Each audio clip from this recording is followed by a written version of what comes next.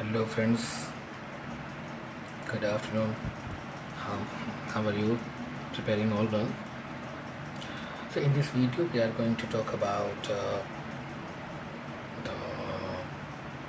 topic of budget from the political aspects. So this is the topic of the Indian polity and not of the Indian economy.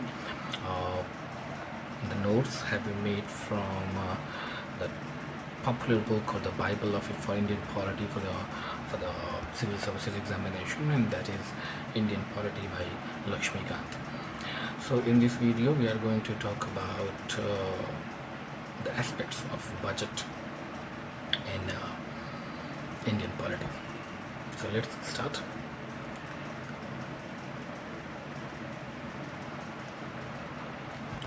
Budget is actually found in Article 112 of Indian Constitution, and Article 112, first thing that you should remember, keep in mind that in our Indian Constitution nowhere the term budget has been used. So what term has been used is annual financial statement. This is the term which has been used, annual financial statement, in under Article 112 of Indian Constitution. So there is no term budget, but what the term is, it's annual financial statement. Budget is just a traditional term which was used in Britain, and which was the name of the bag, actually leather bag, in which the documents were kept when the finance minister was taking these documents to the British Parliament. So it was popularly termed as budget, but the real name is annual financial statement under Article 112. So that was the first thing. Then this budget, this annual financial statement, contains a few documents in it, and those documents deals with first estimates of the revenue and capital receipts. Okay, so there are two types of receipts that we should understand. We will be discussing these receipts in detail in the economy chapter, but according as per the Indian polity point of view, we should keep in mind that budget consists the estimates of revenue and capital receipts. And when we will be studying the economy, we will understand what are the revenue receipts and what are the capital receipts.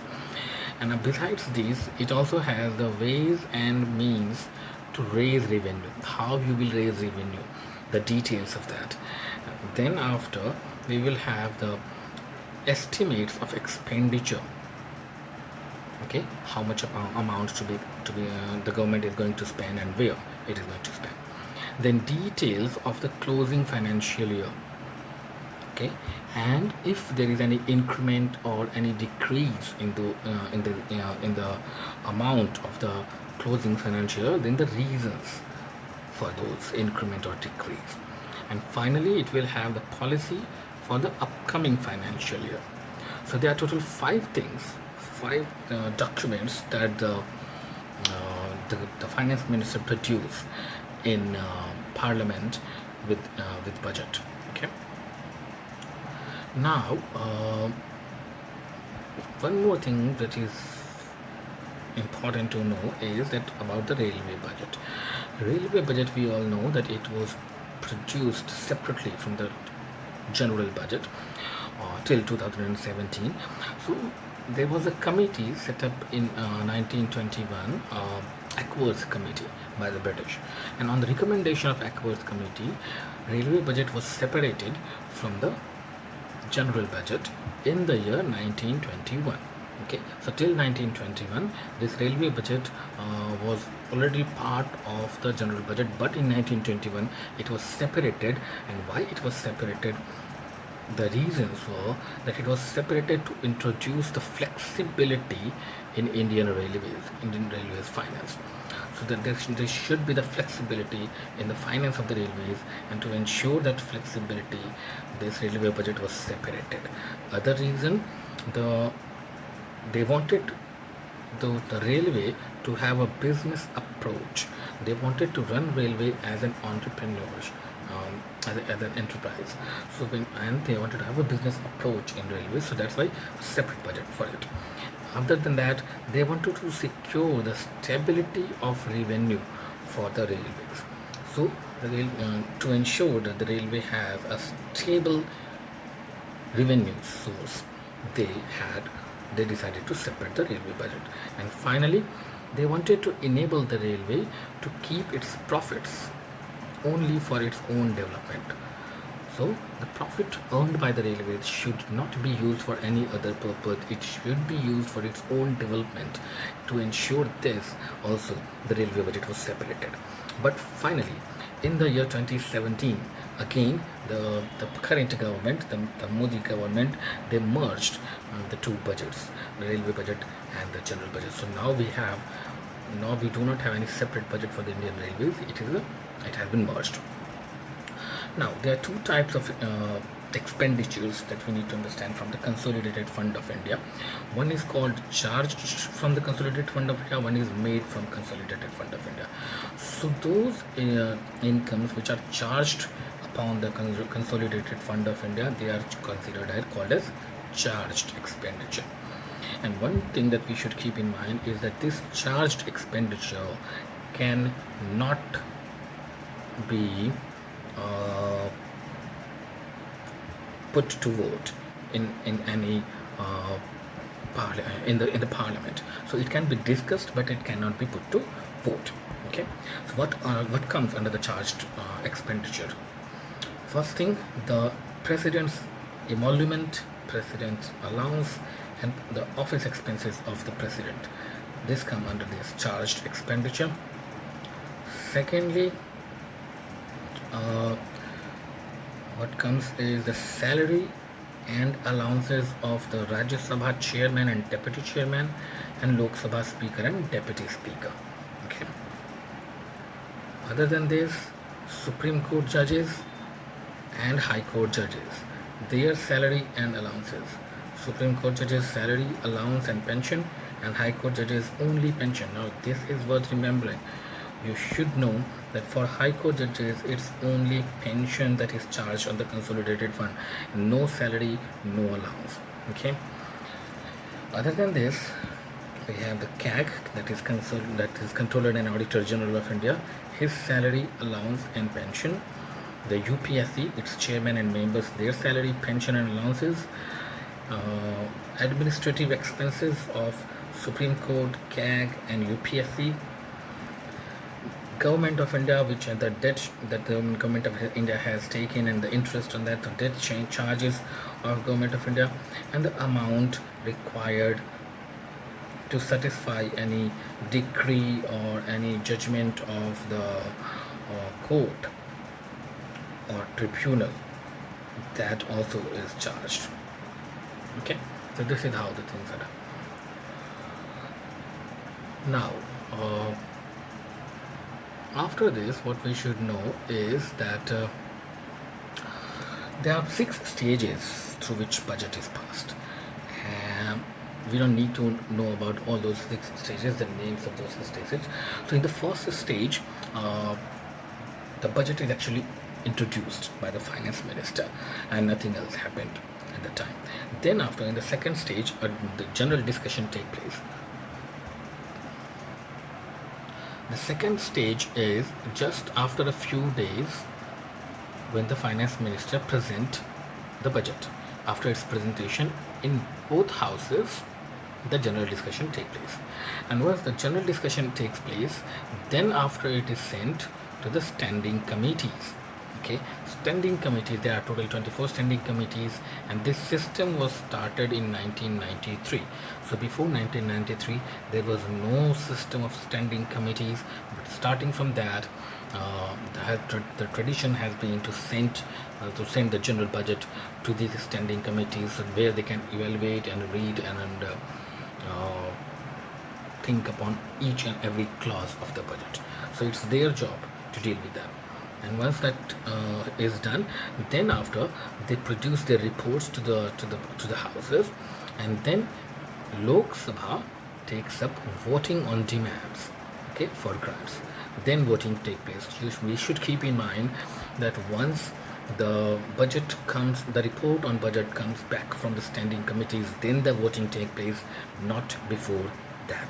Okay, and once the voting on demand is made, then it calls it grant. Okay, before voting the clause is called as demand, but after voting it is called as grant. Okay, so the voting have take place once the standing committees produce the reports.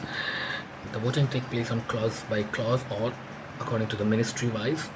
So the voting can take place in Lok Sabha only, not in Rajya Sabha.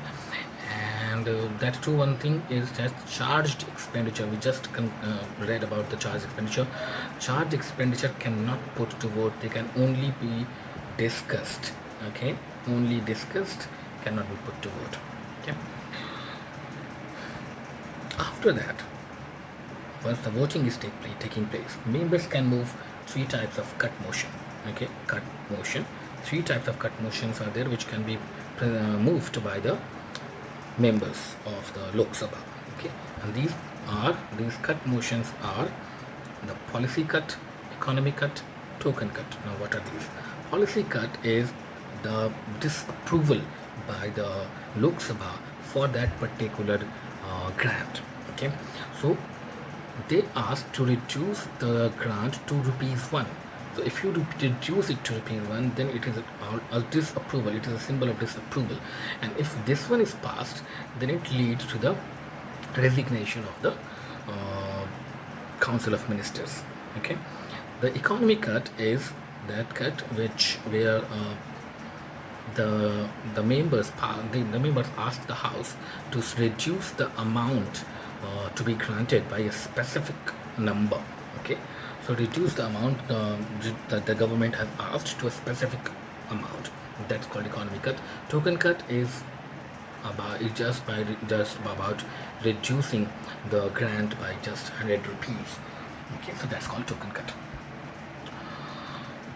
Okay, now in reality, actually, these cut motions does not has any impact because the government is always there in the majority, and they don't allow these cut motions to pass.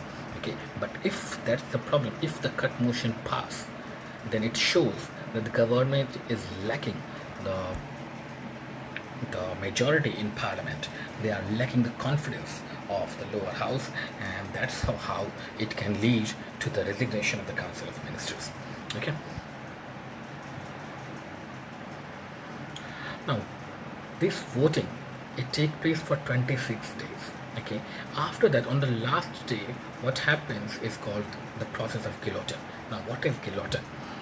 On the last day, all those clauses which have not been discussed are directly put to vote without any discussion. This process of putting the clauses directly to voting without any discussion on them is called as guillotine. Okay, that takes place on the last day of the voting.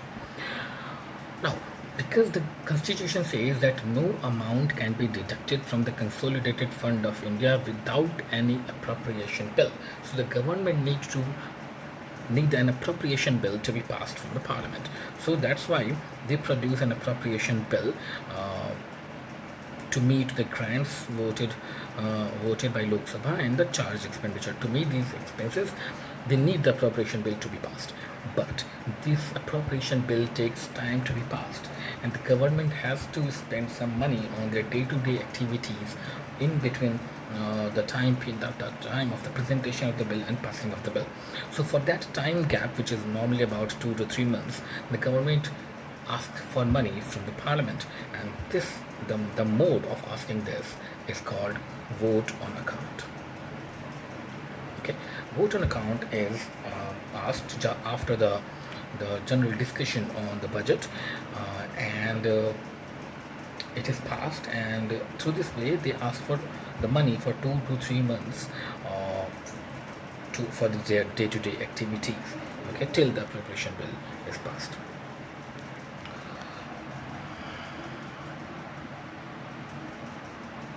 So that's called vote on account.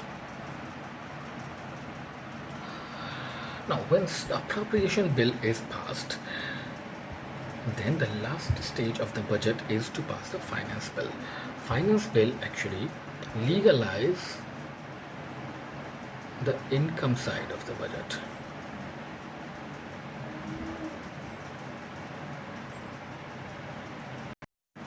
So finance bill is produced at the end of the budgetary process, and it is produced to legalize the income. Okay, so far whatever we studied was all about expenditure side of the budget, but to legalize the income, whatever the government has proposed, and whatever it is, the taxes that it is being that is being levied, and different other sources of income, and all those income going to the consolidated fund and the public accounts of the Indian government. For that, this finance bill is passed. Uh, and it is always passed for the following year. That's a common sense to know that it is always passed for the following year, not for the preceding year. Now, amendments can be moved. So you cannot amend the expenditures, but you can amend the income. Okay, so for finance bill, the members can move the amendments to it, and as per 1931 Act, it must be passed within 75 days. Okay, so 75 days is the maximum limit in which this finance bill has to be passed. Okay, and this is how the budget is made in India. So this was all about budget. This was all about the topic, political topic of the budget.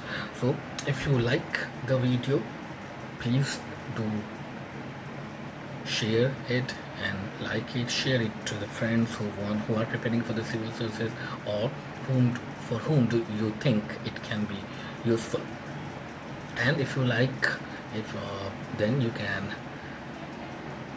subscribe to our channel, and it is not going to take you anything, the subscription, but it matters for us a lot. So please do subscribe to the channel, and please also press the bell icon, okay, to get the notification of the videos that we are posting. So in future we are going to post different other videos as well. So to receive all those videos, please do subscribe to the channel, press the bell icon. Till the time when we meet again, enjoy yourself, enjoy your studies, and have a healthy and happy life. Goodbye.